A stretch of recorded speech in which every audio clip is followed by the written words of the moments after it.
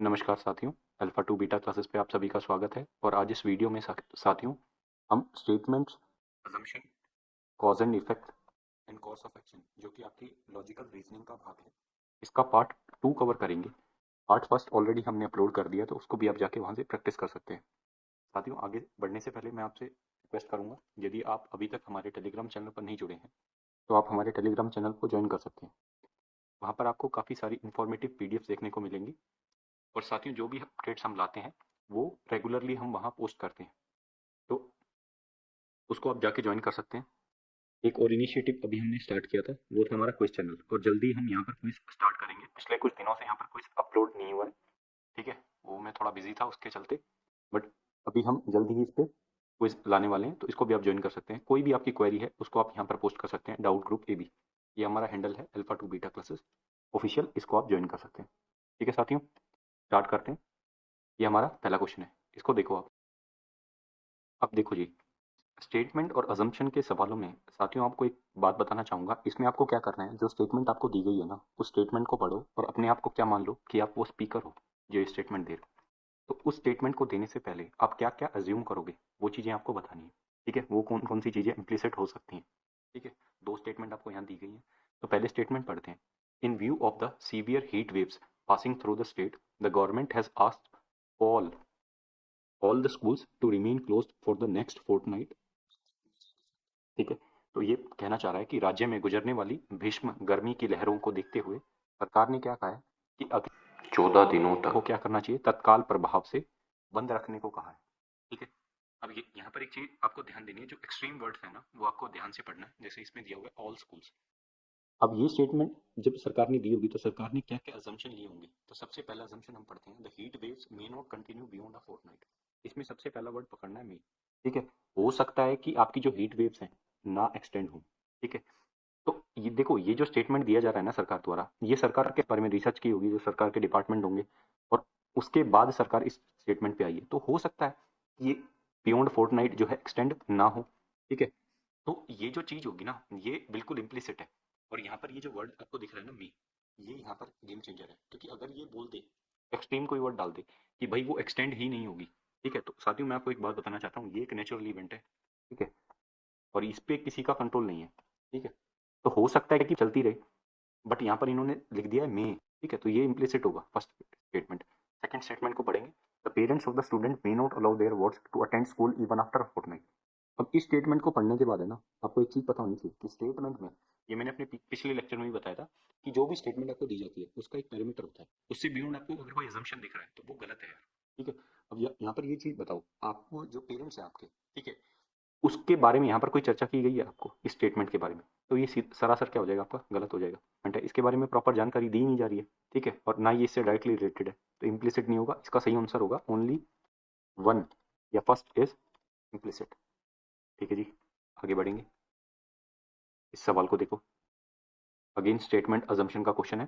Statement में दिया गया है, the government has recently announced additional food for work programs for all the drought affected regions. ठीक है, सभी ड्रॉट अफेक्टेड रीजन्स में सरकार ने क्या कहा है कि एडिशनल फूड वर्क प्रोग्राम्स, मतलब अभी हम क्या करेंगे, अतिरिक्त भोजन कार्यक्रम, मतलब अभी मतलब सरकार कोई प्रोग्राम चला रही होगी, उसके अलावा भी एक एडिशनल फूड प्रोग्राम वहां पर चलाया जाएगा। कहाँ पर, जहां पर सभी ड्रॉट अफेक्टेड रीजन है उसमें। अब अजम्पशन क्या क्या लिए होंगे सरकार ने, अगर ये स्टेटमेंट दे रही है सरकार, तो पहला अजम्पशन है, the government has adequate fund to run these programs. ये बिल्कुल सही है भाई, सरकार के पास इन कार्यक्रमों को चलाने के लिए पर्याप्त धन होगा, तभी तो सरकार ये स्टेटमेंट दे रही है। और दूसरी बात, तभी तो सरकार ये प्रोग्राम ला रही है।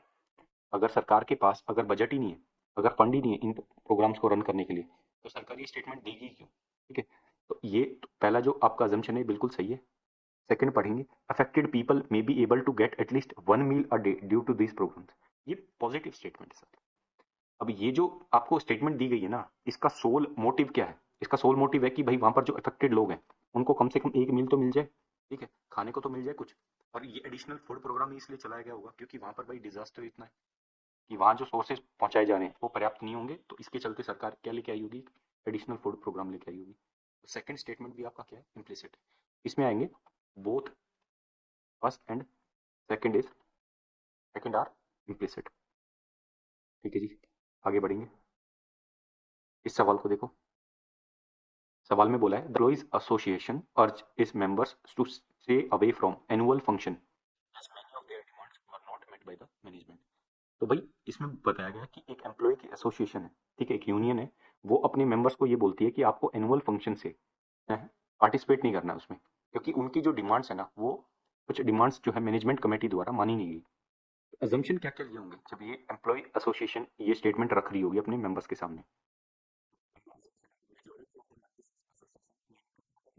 ये बिल्कुल सही बात है भाई। अगर मैं किसी को कोई इंस्ट्रक्शन दे रहा हूँ तो मैं तो ये अज्यूम करके चलूंगा ना कि वो इंस्ट्रक्शन का पालन करेगा। तो पहला जो आपका स्टेटमेंट है ये बिल्कुल इम्प्लिसिट है। लेकिन पढ़ो, the management will surely cancel the annual function. यहाँ पर एक वर्ड देखो ये, ठीक है, पहली बात एक्सट्रीम वर्ड को आपको बहुत ध्यान से पढ़ना है, ठीक है, और बहुत बारीकी से। तो ये जो एक्सट्रीम आ गया ना केस, अगर यहाँ पर ये लिखा जाता कि management may cancel the annual function या ऐसा कुछ आता, तो एक बारी के लिए मैं सोच भी लेता। ये जो एक्सट्रीम वर्ड दिया गया है ना, इसकी वजह से ये जो आपका सेकंड अजम्पशन है ये गलत हो गया। तो आपका सही आंसर होगा ओनली फर्स्ट इज इम्प्लिसिट। ठीक है जी, आगे बढ़ेंगे। इस सवाल को देखो। सवाल में दिया गया है the municipal corporation advised all the people living in the shanties, ठीक है, झोपड़ियों में जो लोग रह रहे हैं, along the beaches to move to higher places during monsoon.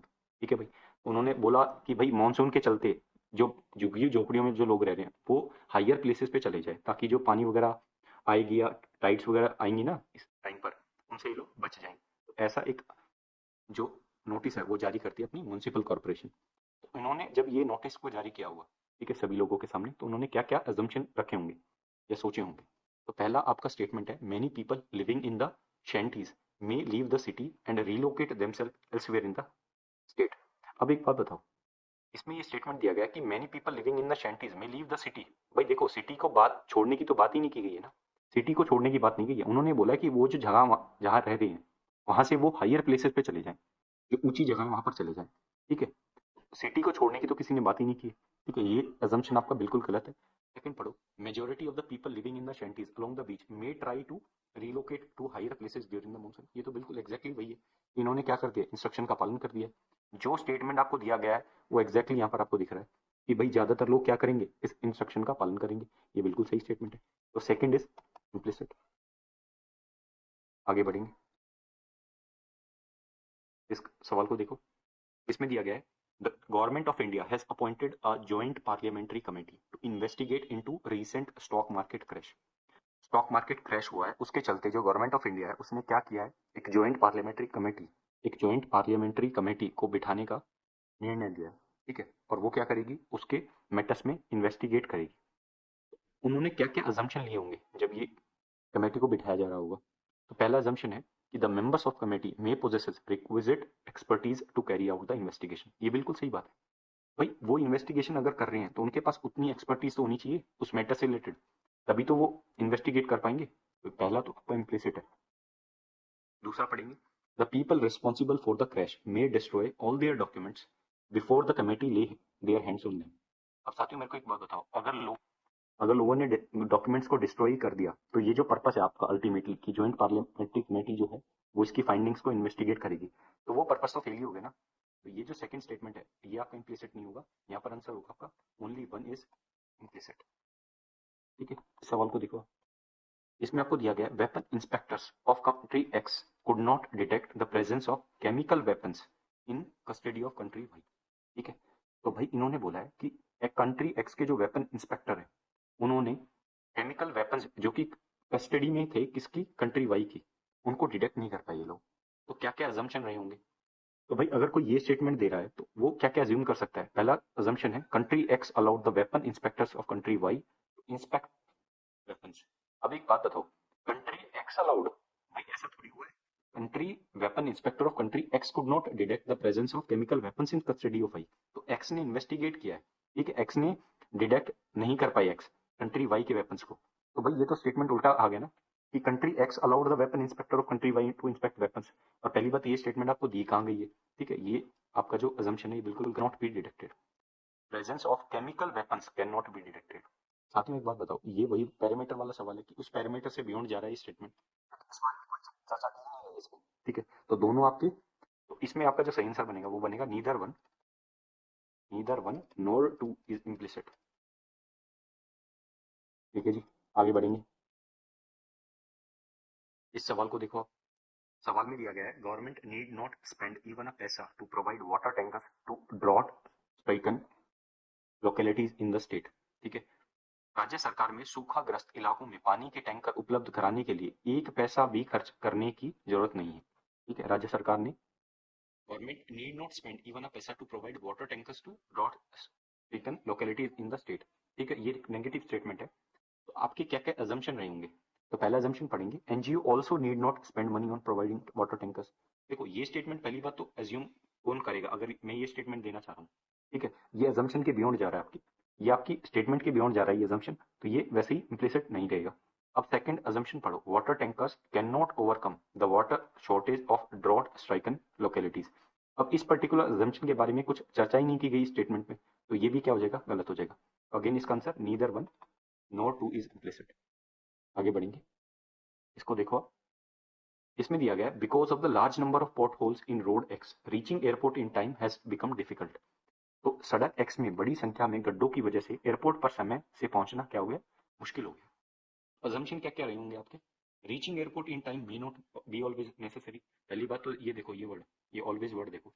ठीक है, ये ऑलवेज वर्ड क्या है, एक्सट्रीम स्टेटमेंट है, सीधा क्या हो जाएगा, गलत हो जाएगा। दूसरी स्टेटमेंट पढ़ो, there is no other convenient road to the airport. ये बिल्कुल सही स्टेटमेंट है, आपको बताता हूँ कैसे। अब एक बात बताओ, लार्ज पोर्ट होल्स के चलते भी कोई बंदा उसी रोड से जा रहा है, उसका रीजन क्या रहा होगा कि भाई वहां पर कोई दूसरा कन्वीनियंट रोड नहीं होगा एयरपोर्ट के लिए। ठीक है, तभी तो वो ये कह रहा है कि एक्स रोड से जानते हुए अगर उसमें पोर्ट होल्स भी हैं, तब मुझे क्या लग रहा है, ज्यादा टाइम लग रहा है।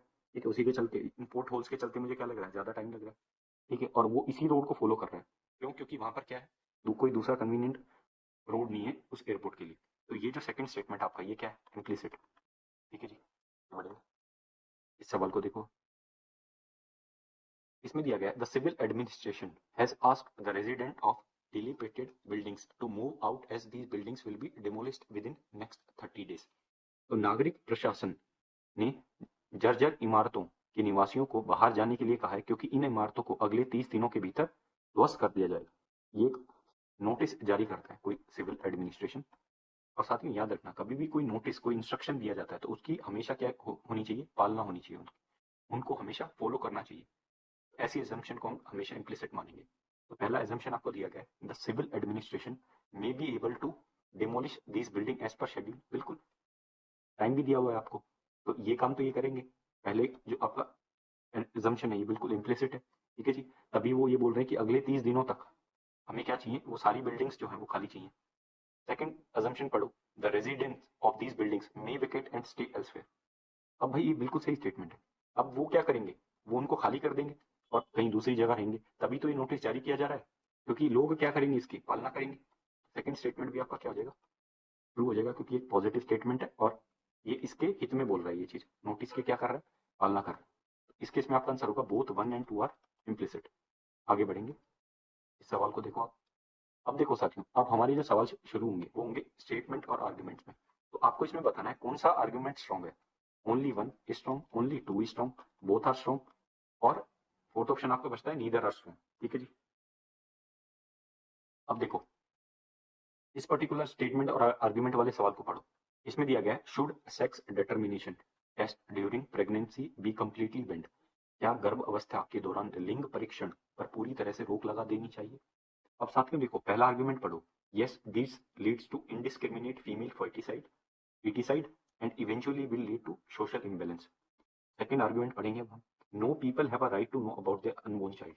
अब आप इन दोनों आर्गुमेंट को पढ़ के आपको क्या लगता है कौन सा आर्गुमेंट ज्यादा स्ट्रॉन्ग है? ऑब्वियसली बात है पहला आर्गुमेंट ज्यादा स्ट्रॉन्ग रहेगा इसके कंपैरिजन में, क्योंकि ये बहुत ही छोटा मैटर है कि आपको अधिकार है आपकी जबकि ये जो पहला स्टेटमेंट है ये बिल्कुल सही जा रहा है कि भाई आप अगर ऐसा करते हैं तो कहीं ना कहीं आप इस चीज को बढ़ावा दे रहे हैं, फीमेल फेटिसाइड को। ठीक है, जो कि जो आपका सोसाइटी है उसमें एक कैसा इम्बेलेंस क्रिएट कर देगा। ये बिल्कुल सही आर्ग्यूमेंट है और ये स्ट्रॉन्ग भी है। तो आपका जो इसमें सही आंसर होगा वो होगा only one argument, only first is strong, only first argument is strong. ठीक है जी, आगे बढ़ेंगे, इस सवाल को देखो। Should there be a legislation to ensure that children provide maintenance to their ageing parents. क्या ये है, सुनिश्चित करने के लिए एक कानून होना चाहिए कि बच्चे अपने वृद्ध माता पिता को भरण पोषण भरण पोषण प्रदान करें। तो आर्ग्यूमेंट क्या दिए जाते हैं इसके बिहाफ पे कि पहला आर्गुमेंट है कि हाँ, वृद्ध माता पिता के साथ उनके निकट परिवार द्वारा दुर्व्यवहार और उपेक्षा की समस्या की बहर बढ़ रही है। अब देखो साथियों, ये जो आपको स्टेटमेंट दिया जा रहा है ना, इसको आपको ट्रू मानना है कि भाई इसके चलते उन्होंने ये स्टेटमेंट दी है। ठीक है जी, आपको ये नहीं सोचना है कि भाई ये आपकी प्रैक्टिकल लाइफ या अभी की लाइफ रिलेटेड इसको नहीं मानना है। इसको आपको ट्रू ही समझना है कि भाई ये जो मैग्नीट्यूड बढ़ रहा है, इसके चलते ये सोच रहे हैं कि क्या एक लेजिस्लेशन होना चाहिए या नहीं होना चाहिए। तो ये आर्ग्यूमेंट अगर मैं ये सोचता हूँ कि भाई अगर ये प्रॉब्लम बढ़ रही है अब्यूज और नेग्लेक्ट की, एजेड पेरेंट्स की, तो ये बिल्कुल सही बात है कि आपको एक लेजिस्लेशन लाना चाहिए। नहीं, इस चीज को क्या करना चाहिए कि भाई ऐसा होना चाहिए कि जो चिल्ड्रन है वो मेंटेनेंस करें अपने एजिंग पेरेंट्स की, वृद्ध माता पिता की। अब सेकंड आर्गुमेंट अगर मैं पढ़ता हूँ कि no implementing this legislation will be too much. देखो, ये कोई रीजन नहीं है, ये लेजिस्लेशन को ना लाने का, पिक्चर में ना लाने का कोई मतलब ठोस वो नहीं है, ग्राउंड नहीं है, इसलिए होगा। तो ये कोई रीजन नहीं है साथियों, ठीक है, इसको ना इम्प्लीमेंट करने का। तो ये जो सेकंड आपका आर्ग्यूमेंट है ये बहुत वीक है, और आपका ओनली फर्स्ट आर्ग्यूमेंट जो है वो स्ट्रॉन्ग है। इसका सही आंसर होगा ओनली फर्स्ट इज स्ट्रॉन्ग। ठीक है, उम्मीद कर रहे हैं कि आपको समझ में आ रहे होंगे सवाल। इसको देखो, should the oil companies be allowed to fix the price of petroleum products depending on market conditions? तो क्या तेल कंपनियों को बाजार की स्थितियों के आधार पर पेट्रोलियम उत्पादों की कीमत तय करने की अनुमति दी जानी चाहिए? आर्गुमेंट क्या दिया जा रहा है इसके बिहाफ पे कि हाँ, तेल कंपनियों को व्यवसायिक रूप से जो है बचाने का एक यही मात्र है, यही एक मात्र तरीका है, एकमात्र। देखो जी, yes this is the only way to make oil companies commercially viable. देखो, ये अगर कुछ ऐसा होता कि भाई ये एक तरीका हो सकता है तो मैं सोच पाता, बट यहाँ पर ओनली लिख दिया, एक्सट्रीम स्टेटमेंट, बिल्कुल गलत। सेकंड पढ़ेंगे, no this will put additional burden essential commodities and will cause a lot of hardship to the masses। अब देखो भाई, अगर तेल कंपनियां अपना प्राइस खुद निर्धारित करेंगी तो हो सकता है बिल्कुल कि एडिशन जो उनसे कमोडिटीज डिराइव होते हैं, जैसे अगर आप तेल की अगर फूड मार्केट है, वहां पर भी आपको चेंज देखने को मिलता है काफी। ठीक है, और ये मैं एक बिल्कुल इसका एक माइन्यूट एग्जांपल दे रहा हूँ आपको, इसके बहुत लार्जर इम्पैक्ट्स हो सकते हैं। ठीक है, इन सोसाइटी के, तो इससे कहीं ना कहीं आपके जो मासेज हैं उनको इफेक्ट होगा। तो ये बिल्कुल सही स्टेटमेंट है। तो इसमें क्या होगा, आपका ओनली सेकंड इज स्ट्रॉन्ग। आगे बढ़ेंगे जी। तो अब हम चलते हैं अपने statement and course of action पे, ये हमारा आज का लास्ट पार्ट रहेगा। तो इस क्वेश्चन को देखो, आपको एक स्टेटमेंट दी जाती है, बेस्ड ऑन दैट स्टेटमेंट आपको कोर्स ऑफ एक्शन बताना है कि किस कोर्स ऑफ एक्शन को आप सजेस्ट कर सकते हो। तो पहला स्टेटमेंट है, the railways have decided to repair the main track. ध्यान देना, मेन ट्रैक को रिपेयर करने की बात करिए with in the city on the following Sunday, आने वाले संडे को उन्होंने एक मेन ट्रैक को रिपेयर करना है सिटी के अंदर। And decided to suspend operation for whole day, पूरे दिन के लिए उन्होंने ऑपरेशंस को बंद करने की बात की गई है। ठीक है, ये रेलवे का एक नोटिस आता है। तो कोर्स ऑफ एक्शन आप क्या क्या सजेस्ट कर सकते हो? तो the railway authority should issue public notification well in advance to ease inconvenience to the passengers. बिल्कुल सही बात है, ये भाई पैसेंजर के हित में बात की जा रही है ना, कि उनको एक पब्लिक नोटिफिकेशन जारी कर देना चाहिए ताकि जो पैसेंजर्स हैं वो एडवांस में इस चीज का उनको पता चल जाए कि भाई यहाँ यहाँ ये काम होने वाला है, और हम अपने जो भी काम होंगे पेंडिंग काम उनको या तो इनसे पहले कर लें या उनके बाद में कर, ताकि पैसेंजर को कोई दिक्कत ना आए। तो ये बिल्कुल सही है, इसको सजेस्ट किया जा सकता है, फर्स्ट को सजेस्ट किया जा सकता है। लेकिन पढ़ते हैं, on the long distance trains entering in the city during repairs are.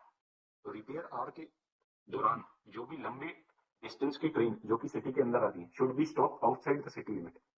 ये गलत है। ठीक है, ये गलत क्यों है?